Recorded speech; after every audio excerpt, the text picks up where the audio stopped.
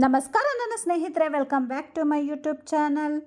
ಬನ್ನಿ ನಾವಿವತ್ತು ಮಾಡೋಣ ಒಳ್ಳೆ ಈ ಚಳಿಗಾಲಕ್ಕೆ ಬಾಯಿಗೆ ತುಂಬ ರುಚಿ ಕೊಡುವಂತಹ ರೆಸಿಪಿ. ಅದೇನಂದರೆ ಗಿರ್ಮಿಟ್ಟು. ನಮ್ಮ ಉತ್ತರ ಕರ್ನಾಟಕ, ಹುಬ್ಬಳ್ಳಿ, ಧಾರವಾಡ, ದಾವಣಗೆರೆ ಈ ಸೈಡೆಲ್ಲ ನಮಗೆ ಹೋದರೆ ಗಿರ್ಮಿಟ್ಟಂತೂ ಕಡ್ಡಾಯ. ಗಿರ್ಮಿಟ್ಟು ಮತ್ತು ಮೆಣಸಿನ್ಕಾಯಿ ಬಜ್ಜಿ ಜೊತೆಯಲ್ಲಿ ಕಾಂಬಿನೇಷನ್ ಸೂಪರಾಗಿರುತ್ತೆ. ಬನ್ನಿ ಹೇಗೆ ಮಾಡೋದು ಗಿರ್ಮಿಟ್ ಅಂತ ನಾವಿಲ್ಲಿ ನೋಡೋಣ. ನಾನಿಲ್ಲಿ ಒಂದು 3-4 ಸ್ಪೂನಷ್ಟು ನಾನು ಎಣ್ಣೆ ಹಾಕಿ ಕಡಲೆ ಬೀಜನ ಹಾಕ್ಕೊಂಡು ತೇಲಿಸ್ಕೊಳ್ತಾ ಇದ್ದೀನಿ. ಕಡಲೆ ಬೀಜ ನಾವು ಸ್ವಲ್ಪ ಕ್ವಾಂಟಿಟಿ ಹೆಚ್ಚಾಗಿ ಹಾಕಿದ್ರೆ ಚೆನ್ನಾಗಿರುತ್ತೆ ಗಿರ್ಮಿಟ್ ಜೊತೆಯಲ್ಲಿ ತಿನ್ನೋದಕ್ಕೆ. ಹಾಗಾಗಿ ನಾನು ಕಡಲೆ ಬೀಜ ಒಂದು 50 ಗ್ರಾಮಷ್ಟು ಕಡಲೆ ಬೀಜ ಹಾಕಿ ತೇಲಿಸಿ ಸೈಡ್ ಇಟ್ಕೊಳ್ತಾ ಇದ್ದೀನಿ.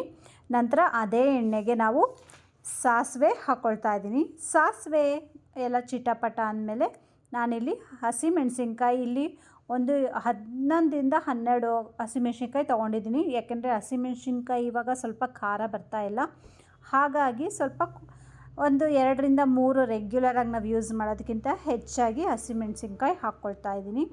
ಹಸಿಮೆಣಸಿನ್ಕಾಯಿ ಎಲ್ಲ ಚೆನ್ನಾಗಿ ಫ್ರೈ ಆಗಬೇಕು, ಖಾರ ಎಲ್ಲ ಚೆನ್ನಾಗಿ ಎಣ್ಣೆಲಿ ಬಿಟ್ಕೊಳ್ಬೇಕು. ಆ ರೀತಿ ನೀಟಾಗಿ ಫ್ರೈ ಮಾಡಿ ನಂತರ ಈರುಳ್ಳಿ ಹಾಕ್ಕೊಳ್ಬೇಕು. ಈರುಳ್ಳಿ ಎಲ್ಲ ನಾನಿಲ್ಲಿ ಉದ್ದಗೆ ಹಚ್ಕೊಂಡಿದ್ದೀನಿ. ಮತ್ತು ನಾವು ಇನ್ನೂ ಒಂದು ಬೌಲಷ್ಟು ಈರುಳ್ಳಿನ ತುಂಬ ಸಣ್ಣದಾಗಿ ಸ್ಲೈಸ್ ಮಾಡ್ಕೊಳ್ಬೇಕಾಗುತ್ತೆ. ಈರುಳ್ಳಿ ಬೇಯೋದಕ್ಕೋಸ್ಕರ ನಾನಿಲ್ಲಿ ರುಚಿಗೆ ತಕ್ಕಷ್ಟು ಉಪ್ಪನ್ನು ಈಗಲೇ ಹಾಕ್ಕೊಳ್ತಾ ಇದ್ದೀನಿ. 2.5 ಸ್ಪೂನಷ್ಟು ಉಪ್ಪನ್ನು ಹಾಕ್ಕೊಂಡಿದ್ದೀನಿ. ಉಪ್ಪು ಎಲ್ಲ ಹಾಕಿ ಚೆನ್ನಾಗಿ ಈರುಳ್ಳಿ ಎಲ್ಲ ಮಿಕ್ಸ್ ಮಾಡಬೇಕು. ಮಿಕ್ಸ್ ಮಾಡಿ ಒಂದು 2 ನಿಮಿಷಗಳ ಕಾಲ ಬಿಡಬೇಕು. ಆವಾಗ ಈರುಳ್ಳಿ ಚೆನ್ನಾಗಿ ಬೇಯುತ್ತೆ. ನಂತರ ಒಂದು ಟೊಮೆಟೊ ನಾನು ಒಗ್ಗರಣೆಗೆ ಹಾಕ್ಕೊಳ್ತಾ ಇದ್ದೀನಿ. ಮತ್ತು 1 ಟೊಮೆಟೊ ನಾನು ಸಣ್ಣದಾಗಿ ಹೆಚ್ಚಿ ಇಟ್ಕೊಂಡಿದ್ದೀನಿ ಸಪ್ರೇಟಾಗಿ. ನೋಡಿ, ಈರುಳ್ಳಿ ಮತ್ತು ಟೊಮೆಟೊ, ಕೊತ್ತಂಬರಿ ಸೊಪ್ಪು, ಕಡಲೆ ಬೀಜ ಮತ್ತು ಹುರ್ಗಡ್ಲೆ ಪೌಡರ್ ಮಾಡಿ ಇಟ್ಕೊಳ್ಬೇಕು. ಇಷ್ಟು ಮಾಡಿ ನಾವು ಸಣ್ಣದಾಗಿ ಈರುಳ್ಳಿ ಟೊಮೆಟೊ ಎಲ್ಲ ಸಣ್ಣದಾಗಿ ಹೆಚ್ಚಿಟ್ಕೊಂಡು ಸಪ್ರೇಟ್ ಬೌಲಲ್ಲಿ ಎತ್ತಿಟ್ಕೊಳ್ಬೇಕು. ನಂತರ ಒಗ್ಗರಣೆಗೆ ಈರುಳ್ಳಿ ಉದ್ದ ಹೆಚ್ಕೊಂಡು ಈರುಳ್ಳಿ ಟೊಮೆಟೊ ಎಲ್ಲ ಹಾಕಿರಬೇಕು. ಇಷ್ಟು ಒಗ್ಗರಣೆಗೆ ಮಾಡಿಕೊಂಡು ನಾವು ನಂತರ ಈರುಳ್ಳಿ ಮತ್ತು ಟೊಮೊಟೊ ಎಲ್ಲ ಚೆನ್ನಾಗಿ ಬೇಯೋದಕ್ಕೆ ಬಿಡಬೇಕು. ಎಲ್ಲ ಚೆನ್ನಾಗಿ ಬೆಂದ ನಂತರ ನಾವಿಲ್ಲಿ ಹುಣಸೆ ರಸನ ಹಾಕ್ಕೊಳ್ಬೇಕು. ಹುಣಸೆ ರಸ ಇಲ್ಲಿ ನಾನು ಒಂದು ದೊಡ್ಡ ಗಾತ್ರದ ನಿಂಬೆಹಣ್ಣು ಸೈಜಿನಷ್ಟು ಹುಣಸೆ ಹಣ್ಣು ತೊಗೊಂಡು ಅದರದ್ದು ರಸ ಎಲ್ಲ ತೆಗೆದಿಟ್ಕೊಂಡು ಹಾಕಿದ್ದೀನಿ. ಹುಣಸೆ ರಸ ಎಲ್ಲ ಹಾಕಿ ಅರಿಶಿನ ಪುಡಿ ಹಾಕಬೇಕು. ನಾನಿಲ್ಲಿ ಅರ್ಧ ಸ್ಪೂನಷ್ಟು ಅರಿಶಿನ ಪುಡಿ ಹಾಕಿದ್ದೀನಿ. ಅರಿಶಿನ ಪುಡಿ ಎಲ್ಲ ಹಾಕಿ ಚೆನ್ನಾಗಿ ಮಿಕ್ಸ್ ಮಾಡಬೇಕು. ನೋಡಿ, ಇದು ಚೆನ್ನಾಗಿ ಮಿಕ್ಸ್ ಮಾಡಿ ಹುಣಸೆ ಹುಳಿ ಎಲ್ಲ ಚೆನ್ನಾಗಿ ಡ್ರೈ ಆಗಬೇಕು. ಆಗ ನಾವಿಲ್ಲಿ ಕೊತ್ತಂಬರಿ ಸೊಪ್ಪು ಹಾಕಬೇಕಾಗುತ್ತೆ. ಕೊತ್ತಂಬರಿ ಸೊಪ್ಪೆಲ್ಲ ಹಾಕಿ ಚೆನ್ನಾಗಿ ಮಿಕ್ಸ್ ಮಾಡಿ ನಾವು ಗೊಜ್ಜಲ್ಲಿ ಹಾಕಿರೋತಕ್ಕಂತಹ ಎಣ್ಣೆ ಎಲ್ಲ ಮೇಲೆ ಬರಬೇಕು. ಅಲ್ಲಿವರೆಗೂ ನಾವು ಚೆನ್ನಾಗಿ ಬೇಯಿಸ್ಕೊಳ್ಬೇಕಾಗುತ್ತೆ. ನೋಡಿ, ಎಲ್ಲ ಎಣ್ಣೆ ಬಿಡ್ತಾ ಇದೆ. ಇಷ್ಟ ಆದರೆ ಗೊಜ್ಜು ರೆಡಿಯಾಗಿದೆ ಅಂತ.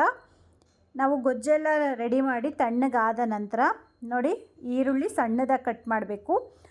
ಕಡಲೆ ಬೀಜ ತೇಲಿಸ್ಕೊಂಡಿರೋದು ಮತ್ತು ಕಡಲೆ ಮಿಕ್ಸ್ಚರು, ಟೊಮೆಟೊ, ಕೊತ್ತಂಬರಿ ಸೊಪ್ಪು ಇಷ್ಟನ್ನು ರೆಡಿ ಮಾಡಿ ಇಟ್ಕೊಂಡಿರಬೇಕು. ಈಗ ನಾವು ಒಂದು ಪಾತ್ರೆ ತಗೊಂಡು ಗೊಜ್ಜನ್ನ ಸ್ವಲ್ಪ ಹಾಕ್ಕೊಂಡು ನಾನಿಲ್ಲಿ ನಮಗೆ ಫಸ್ಟ್ಗೆ ನಾವು ಎಷ್ಟು ನಮಗೆ ಪುರಿ ಹಾಕಿ ಮಾಡ್ತೀವಿ ಅನ್ನೋದು ಒಂದು ಪ್ಲೇಟ್ ಪುರಿಗೆ ನಾನು ಸ್ವಲ್ಪ ಇಲ್ಲಿ ಗೊಜ್ಜು ಹಾಕ್ಕೊಂಡು ನಂತರ ಕಡಲೆ ಬೀಜ,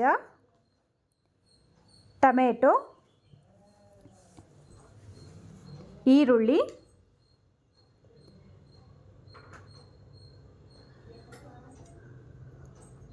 ಕೊತ್ತಂಬರಿ ಸೊಪ್ಪು,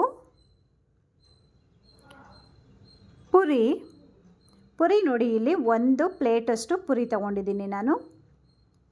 ನಂತರ ಕಡಲೆ ಹಿಟ್ಟು ಇಲ್ಲಿ 2-3 ಸ್ಪೂನಷ್ಟು ಕಡಲೆ ಹಿಟ್ಟು ಹಾಕ್ಕೊಳ್ತಾ ಇದ್ದೀನಿ. ಎಲ್ಲ ಹಾಕಿ ಚೆನ್ನಾಗಿ ಮಿಕ್ಸ್ ಮಾಡಬೇಕು.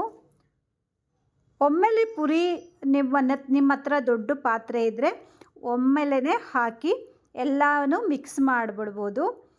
ದೊಡ್ಡ ಪಾತ್ರೆ ಇಲ್ಲ ಅಂದರೆ ಒಂದೊಂದು ಪ್ಲೇಟ್ ನಾವು ಮಿಕ್ಸ್ ಮಾಡಿಕೊಡ್ಬೋದು. ತುಂಬ ಚೆನ್ನಾಗಿರುತ್ತೆ, ಗರಿಗರಿಯಾಗಿರುತ್ತೆ, ತುಂಬ ಮೆತ್ತಗೂ ಆಗೋದಿಲ್ಲ.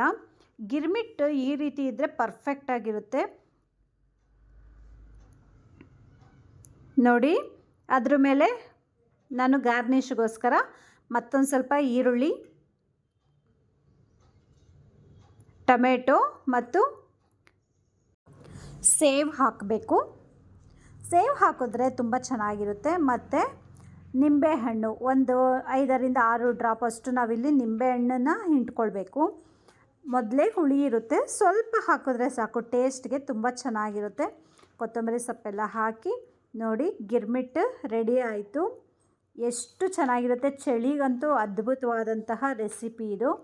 ನಿಮಗೆಲ್ಲ ಇಷ್ಟ ಆಗಿದರೆ ದಯವಿಟ್ಟು ಈ ರೆಸಿಪಿ ಮಾಡಿ ನಿಮ್ಮ ಫ್ರೆಂಡ್ಸ್ಗೂ ಮತ್ತು ನಿಮ್ಮ ಫ್ಯಾಮಿಲಿಗೂ ಶೇರ್ ಮಾಡಿ. ದಯವಿಟ್ಟು ನನ್ನ ಚಾನಲ್ನ ಯಾರೆಲ್ಲ ಸಬ್ಸ್ಕ್ರೈಬ್ ಆಗದೆ ನೋಡ್ತಾ ಇದ್ದೀರಾ, ಲೈಕ್ ಮಾಡಿ, ಸಬ್ಸ್ಕ್ರೈಬ್ ಆಗಿ, ಬೆಲ್ಲೈಕನ್ ಒತ್ತೋದನ್ನು ಮಾತ್ರ ಮರಿಬೇಡಿ. ನಿಮ್ಮ ಕಮೆಂಟ್ಸ್ಗಳ ಮೂಲಕ ಪ್ರೋತ್ಸಾಹ ನೀಡಿ. Thanks for watching. Don't forget to subscribe.